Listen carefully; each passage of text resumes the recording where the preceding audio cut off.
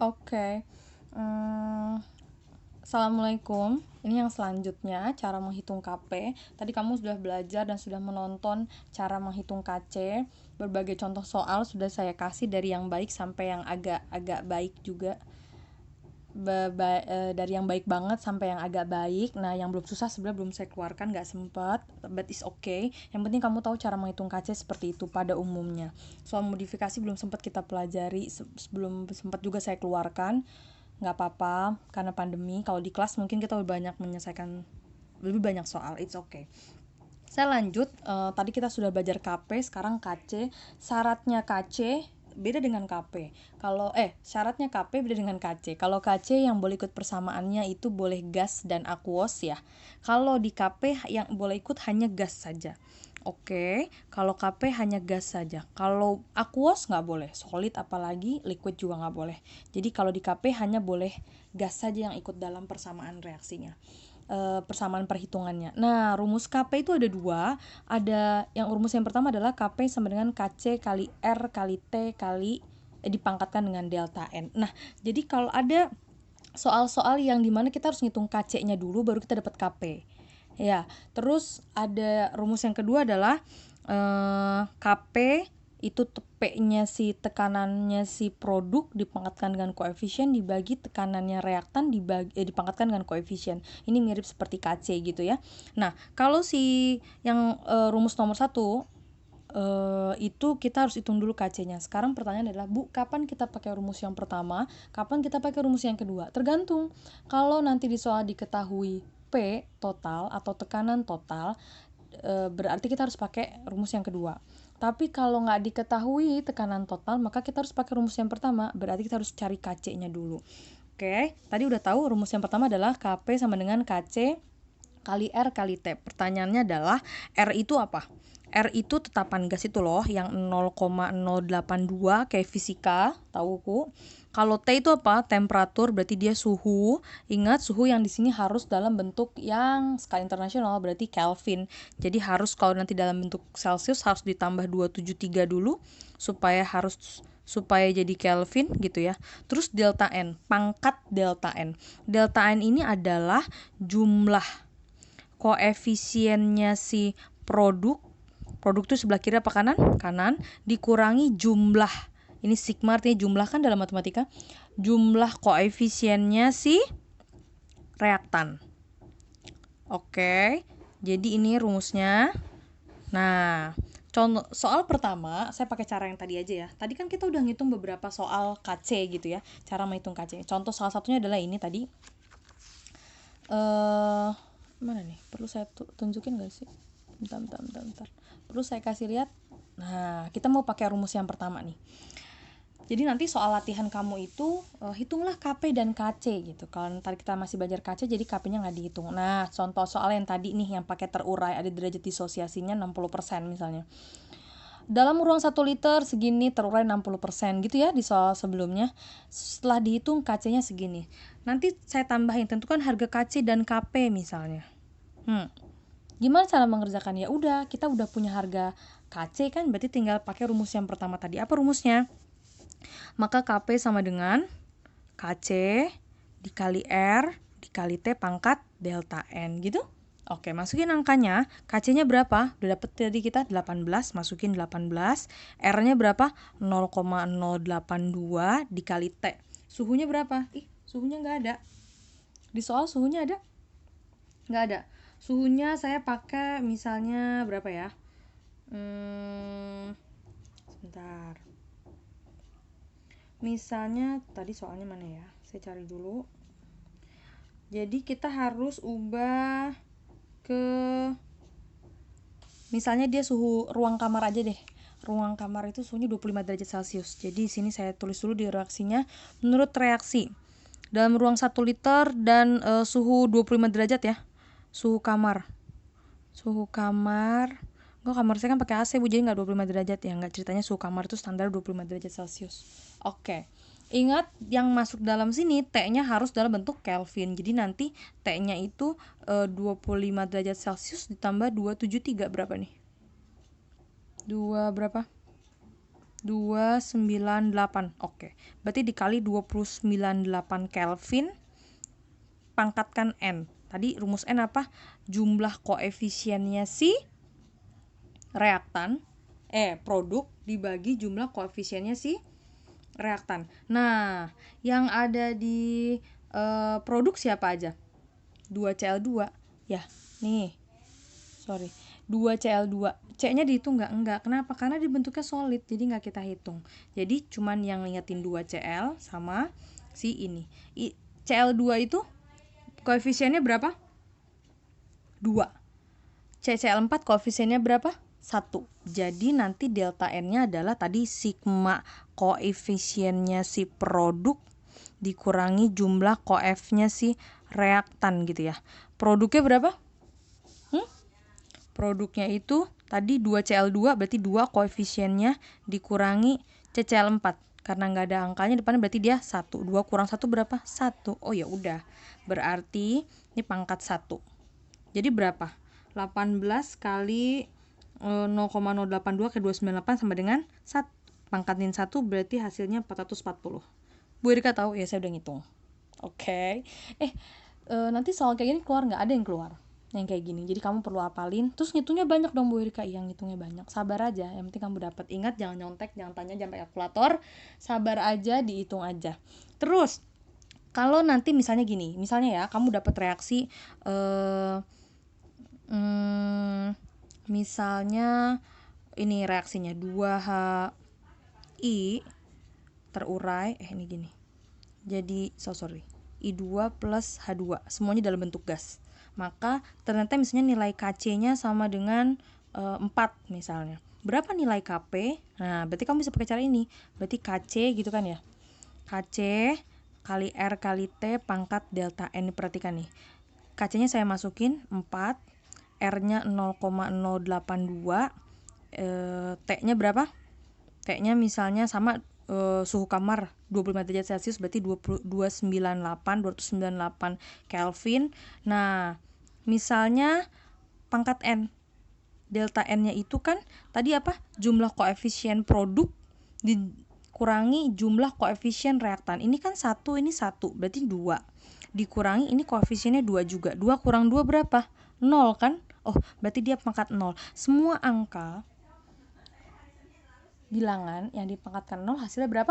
1. Oh, berarti segini 1. Jadi 4 kali 1. Ye, gampang. Maka harga Kp-nya 4. Oh, berarti kalau misalnya delta N-nya sama dengan 0, maka harga Kp sama dengan harga Kc.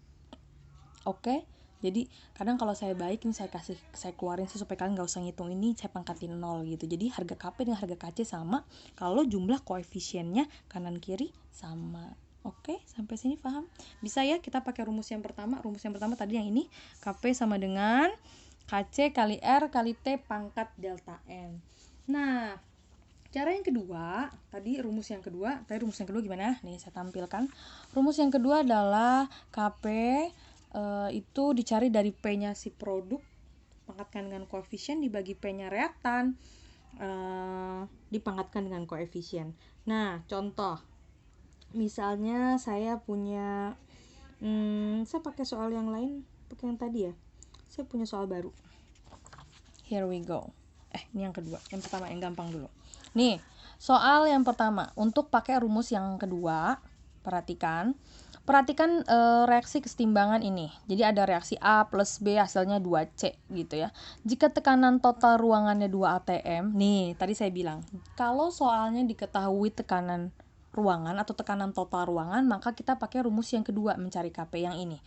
PA-nya 0,8 atm, PB-nya 0,4 atm. Tuh, nilai Kp adalah tuh baik banget gak? Kenapa baik banget? Ya ampun, dia dari awal udah ngasih tahu dong. Ya, dari awal udah ngasih tahu P-nya langsung. Kamu tinggal masukin aja ke rumusnya kayak anak SD. Ya Allah, anak SD nggak belajar ginian kali Bu Erika. Oke, lanjut. Gimana cara ngerjainnya? Saya suka reaksi ditulis lebih dulu. Reaksi ditulis ulang. Maka A plus B, ini gas. Ingat karena ini gas semua berarti masuk semua. 2C gitu. Nah, kita pakai mula-mula reaksi timbang. Gitu. Bentar. Ini masih soal nomor itu deh ya. Bentar, jika tekanan total, karena semuanya sudah PA berarti kita langsung aja masukin rumusnya. Ini nggak ditulis nggak apa-apa, tapi tulis juga boleh. KP, biasanya kalau soalnya esai nulis reaksi dikasih nilai 1. Karena ini sudah diketahui PA-nya langsung, PB-nya langsung, maka cara mencarinya adalah KP sama dengan, mana nih? KP sama dengan, tadi rumusnya apa? P-nya produk, berarti P-nya si C pangkat 2. Kenapa? Karena koefisiennya 2. Dibagi P-nya A pangkat berapa? Nggak ada. Kali P-nya B. Nah, udah deh beres. Masukin angkanya. Gimana caranya? PC-nya nggak ada, Bu Erika, adanya PA sama PB. Perhatikan nih. Tekanan total ruangan. Jadi tekanan total ruangan itu berarti P-nya si A ditambah P-nya si B ditambah P-nya si C sama dengan 2 atm.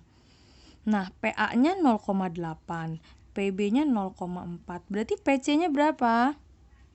Maka PC sama dengan berarti 2 dikurangi 0,8 tambah 0,4 berapa? 1,2.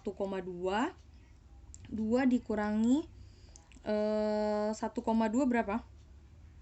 0,8.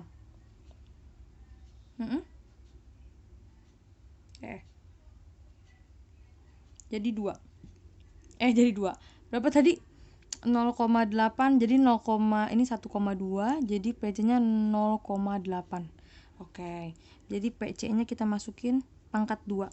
0,8 pangkat 2 per PA-nya berapa? 0,8. Kok goyang? Oke. PA-nya 0,8. Terus PB-nya 0,4. Oke, ini tulis 2 kali aja, saya seneng kalau kayak gitu. Jadi mempermudah dicoret daripada saya dihitung. Daripada ngitung, cut coret. 0,8 bagi 0,4 2. Selesai. Berarti KP-nya 2 ya? Ya, 2. Selesai. Ini soal baik banget. Kenapa coba baik? Soalnya sudah memberikan nilai tekanan dari awal. Oke, jadi kamu tinggal masukin aja rumusnya. Oke, gampang kan? Gampang. Soal yang gini keluar nggak, Bu, di UTS? Di UAS? Ya enggak lah. Oke, aku jahat sih? Enggak. Oke, itu soal baik banget. Nah, sekarang soal yang agak baik. Gimana nih? Soal baik deh ya. Nah, ini model soalnya gini. Ini juga masih pakai cara KP yang kedua. Dalam ruang 1 liter dicampur 4 mol zat A dan 5 mol zat B. Reaksi kesetimbangannya berikut ini. A plus 2B sama dengan C. Jika pada saat setimbang diperoleh 2 mol C, ingat dalam keadaan setimbang ada 2 mol C, maka dan tekanan totalnya 10 atm, hitunglah nilai KP. Nah, kalau kayak gini harus bikin mula-mula reaksi dulu. Iya, karena kita harus tahu nilai semuanya. Gimana cara mengerjakannya? Tulis ulang dulu siapanya? Reaksinya A plus 2B, hasilnya adalah C. Di sini saya tulis mula-mula reaksi dan setimbang. Usah pakai hitam semua. Aduh, semutan. Oke, A-nya berapa?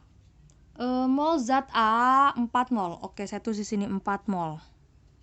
Ya. Terus 5 mol zat B, berarti di sini 5 mol. Gitu? Oke. Nah, terus gimana? Gimana apanya, Bu Erika? Lah, siapa yang bereaksi? Nah, asik nih. Ini stokiometri. Enggak ding, nggak jadi stokiometri. Kalau stokiometri ini kita lihat ya siapa reaksi pembatasnya gitu kan. 4 dibagi 1, 4, 5 bagi 2, 2,5. Berarti yang paling kecil mana? Ini, berarti ini yang bereaksi gitu kan. Itu kalau stokiometri. Ini kan kesetimbangan kimia. Jadi kita lihat setimbangnya 2 mol C. Nah, udah ada di sini 2 mol. Ya udah deh, enak kan? Ingat C itu produk. Jadi belum ada mula-mulanya. Jadi naikin aja langsung dari 2 ke sini. Jadi 2 mol C. Berarti kalau yang disetimbangnya 2 mol berarti yang bereaksi juga 2 gitu. Jadi kamu langsung naikin aja, tulis di atasnya 2. Nah, untuk mengisi reaksi seperti tadi, untuk mengisi reaksi kita menggunakan perbandingan koefisien. Waktu ke koefisiennya 1, molnya 2. Kalau koefisiennya 2 berarti molnya 4, 2 kalinya ya, 4 mol. Atau tadi caranya gimana? Koefisiennya si yang ditanya berarti 2, karena yang tadi mau nyari dia 2 per yang diketahui 1 kali 2 mol. Jadi 4 mol ini, gitu ya. Terus ini, karena ini 1, ini juga 1 kan, berarti kalau di sini 2 mol, maka di sini juga 2 mol perbandingan koefisien. Kalau sama-sama 1, berarti nilai molnya juga sama. Gitu, oke? Berarti ini 2 mol sudah, 5 kurang 4 berarti 1 mol, terus 4 kurang 2, 2 mol. Nah, udah deh, udah selesai? Belum. Yang ditanyain Kp, yang diketahui mol, jauh. Rumusnya apa tadi? Nih, P produk. Nah, kita berarti harus cari P-nya dulu supaya bisa masuk ke rumus ini. Sedangkan yang diketahui mol, gimana caranya? Oke, cara mencari tekanan untuk setiap zatnya adalah PA. Tekanan A maksudnya, bukan PA. Tekanan A sama dengan molnya si A dibagi mol total dikali tekanan total. Tuh. Bisa? Oke, let's count it. Molnya si A berapa? 2. Berarti 2 per mol total 2 tambah 1 tambah 2 berapa? 2 tambah 1 3, 3 tambah 2 5. Oke, berarti 5. Ini 2 mol tambah 5 mol dikali tekanan total berapa? Tekanan totalnya 10 atm. Ya udah tulis 10 atm. Berapa? Ya udah 10 bagi 5, 2 kali 2 4. Ini 4 atm. Baru yang A. Hitung yang B. 4B berarti molnya si B dibagi mol total dikali P total. Berapa? B itu 1 mol. 1 per 5 dikali 10 atm. 10 bagi 5, 2. Oh, berarti dia 2 atm. Oke, sampai sini paham? Yang tekanannya C, tekanan C sama kayak tekanan A ya, 2. Ya udah, saya tulis ulang aja. 2 mol, 2 per 5 dikali 10 atm. 10 bagi 5, 2. 2 kali 2, 4 atm. Oke, karena kita sudah punya semua tekanannya, barulah kita bisa pakai rumus yang tadi. Nah, yang ini nih. Oke, saya masukin Kp sama dengan tekanannya produk dipangkatkan koefisien. Produknya mana? Nih, kan C ya. Maka produknya C. Koefisiennya berapa? 1. Oh, berarti nggak usah. Per tekanannya si A dikali tekanannya B pangkat 2. Gitu kan? Nggak kelihatan. Oh my god. Bentar. Udah kelihatan lagi? Oke. Berapa? Kok buram gini sih? Oke. PC-nya berapa? 4. 4 per A-nya berapa? A juga 4. 4 dikali PB-nya berapa? 2. Pangkat 2. 4 dong ya. Coret berapa? Berarti ini 1 per 2 pangkat 2 berapa? 4. 2 pangkat 2, 4 berarti 1 per 4 sama dengan 0,25. Selesai. Oke, beres. Jadi cara menghitung Kp gitu. Ada yang langsung tekanannya diketahui, ada yang mulai dari mol. Dua-duanya udah saya ajarin, dipelajari. Ini mungkin keluar di UAS dan KC-KC yang lainnya. Oke, sampai sini paham? Mudah-mudahan bermanfaat. Good luck for your exam 3 Desember nanti, insya Allah itu UAS kita. Mudah-mudahan kita bisa ketemu di semester 2 nanti ya, jadi kita bisa praktikum. Bye, assalamualaikum.